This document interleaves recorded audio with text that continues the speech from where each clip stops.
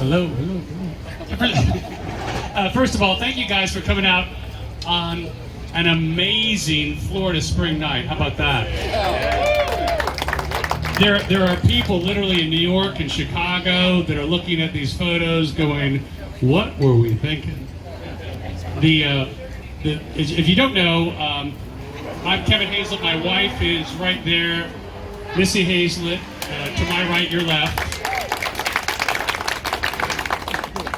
One of the things that's interesting is we walk around, you know, we've lived here, she's lived her entire life, I've been here my entire life. Her family's been here since the 1800s in Pinellas County. My family's been here only since the 1950s, so we haven't been here very long. But one of the things that's interesting that a lot of people probably don't know about where we are right now, how many people have lived in Clearwater since the 70s? Young. Okay, how about, yeah, since the 60s. So a lot of you know this, but we are standing literally in Clearwater on hallowed ground. And people that live here know what I'm talking about because we're just at the end of the parking lot is where Young's Barbecue was. I was just going to say that. Yeah, and anybody who was anybody in politics in Pinellas County in the 50s and 60s and 70s would sit at the counter at Young's Barbecue. More deals were made, more laws were made, more stuff got done where we're standing right now than any other place in Pinellas County. I mean, the county seat was Clearwater, and they actually built it here back in the 40s. So there's a lot of history where we're standing. I was at an event the other night, and the guy told me, he said, I want you to stand on the staircase because the house we're in right now, when George W. Bush, when he came to Florida after he became president, this is the first place that he came. And it's that kind of historical things you think about and go, wow. And he looked at me and he goes, I want a photograph of you right there. And I go, why? He goes, I want to tell my friends that this is where it began. A lot of people ask me, why am I doing this? A lot of smart people have asked me, why am I doing this? And I will tell you, my wife and I, this was not our plan. It was not what we had thought about. We've raised 3 boys here in Clearwater and Pinellas County. Our oldest one is in New York City right now working in finance. Our middle son went to the Naval Academy. Go Navy, right Forrest? We got an 05 right here, retired 05 Forrest. Came from California with his wife Marty. They came here to Florida and they said, from California, and they said, we're never going back to California, right? Thank you for your service, Marty. So our middle son is a Naval Academy grad. He's an 02, living in Virginia Beach. He was a destroyer. He was a SWO officer. He left that 2 weeks ago, and he's getting ready for buds out in Coronado.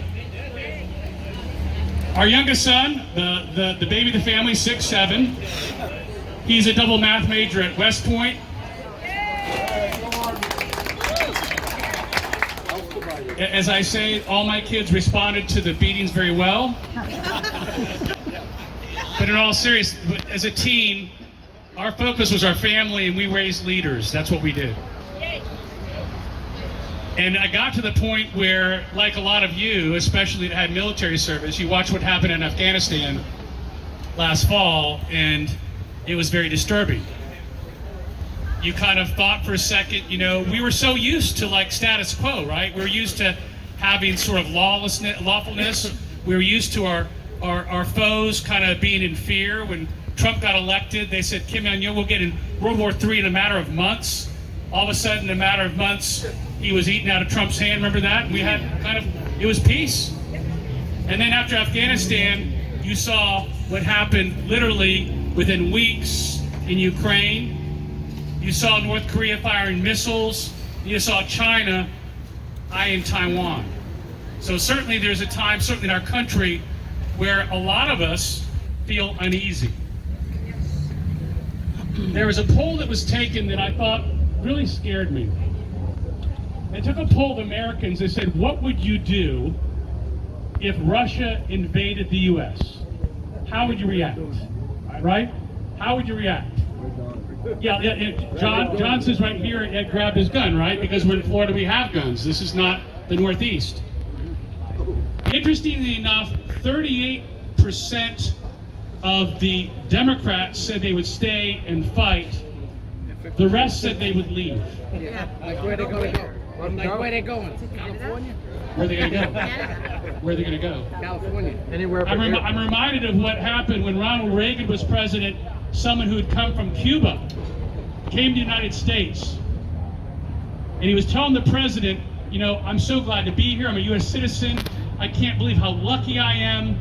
And he looked at Reagan and he said, you know what? He says, you don't get it.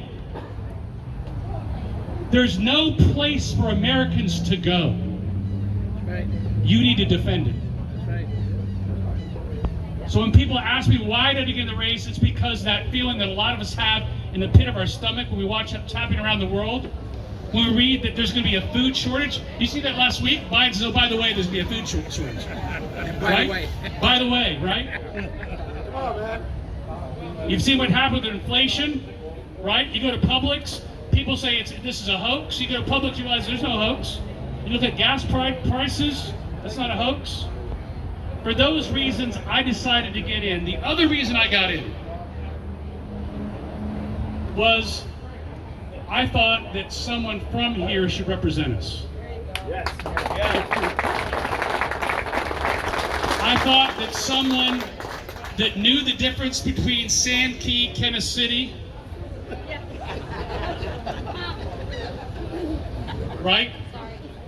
Someone who's been Sand Key before there were buildings on it, maybe?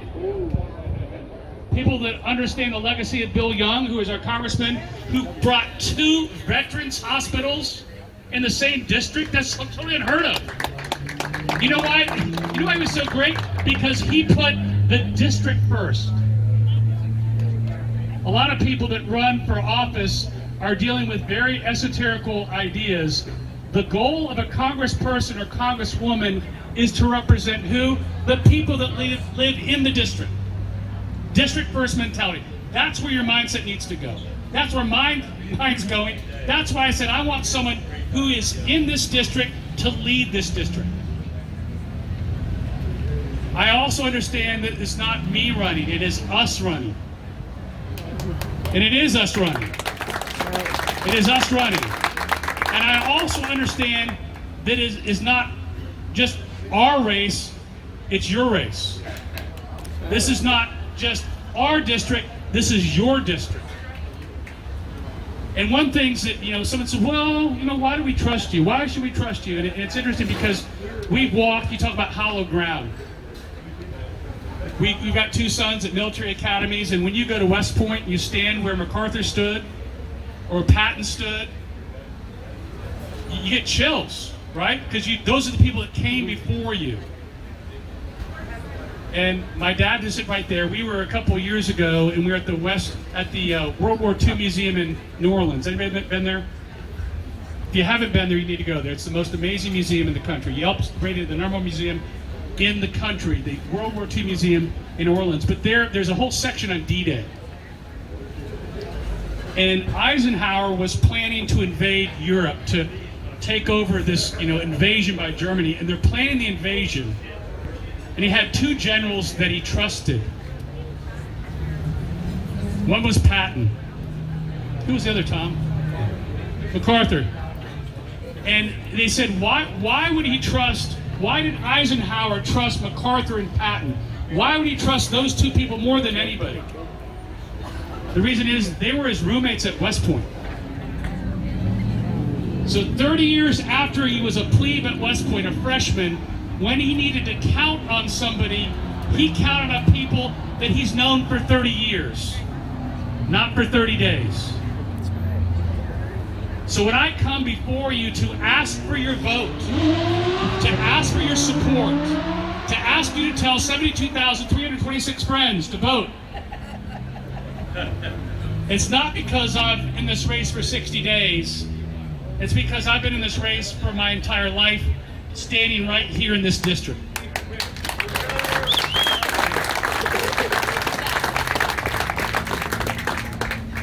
You know, I've known the Cunnin clan, and I say Cunnin clan because they're not a family, they're a clan.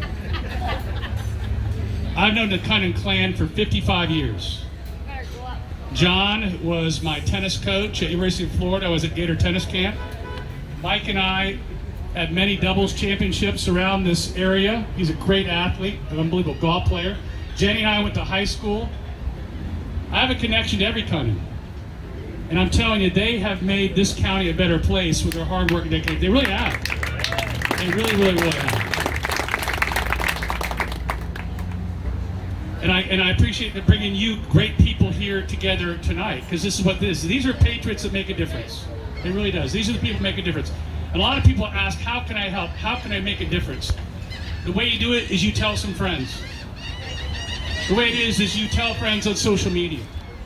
The other way you do it is you take one of my very extremely largest you've ever seen bumper stickers ever made, known to man. Wow, they are good. Oh, they're large, Candy. They're really large. They're Texas large. Large bumper stickers, and they actually will come off your paint. If not, Mike will buy you a new car. And they're wonderful. They're wonderful bumper stickers. And there's actually a study out there that says when you put a bumper sticker on your car for more than a week, it gets me 7 votes. True story. True story. True story. Because you're out there moving around in Commerce Drive, and I appreciate that. The other thing I want to say before I finish is one of the great things that we've experienced here in this state is freedom. Amen. And when people say all the time, you know, my vote doesn't count. Nah, it won't make a difference. You looked at last governor election, and we were about 1,100 votes from having a different governor, right? Seriously, think about it for a second. Our life would have been different. Our beaches would have been closed. Our business would have been closed. People would have been bankrupt. Suicides would have gone up. Spouse batteries would have gone up. Depression would have gone up. The economy would have tanked. We'd be relying, like every state that shut down, for federal money to survive. But you know who turned that around is Governor Ron DeSantis.